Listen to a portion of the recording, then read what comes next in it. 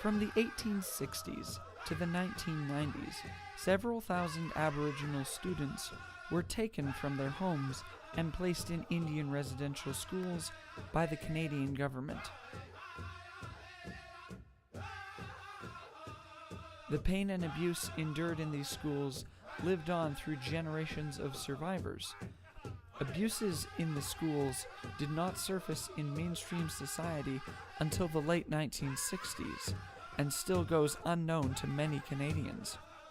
Many students still remain voiceless today. The voice of Saul in Richard Wagamie's Indian Horse describes his painful experiences after being taken away from his family and placed in an Indian residential school.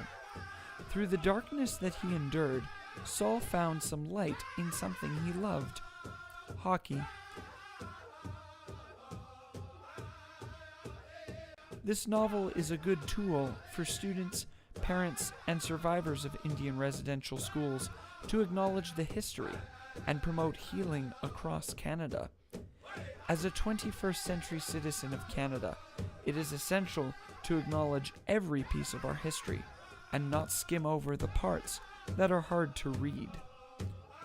The goal of the Indian residential school system was to assimilate the culture of hundreds of First Nations groups within Canada into the dominant Western culture.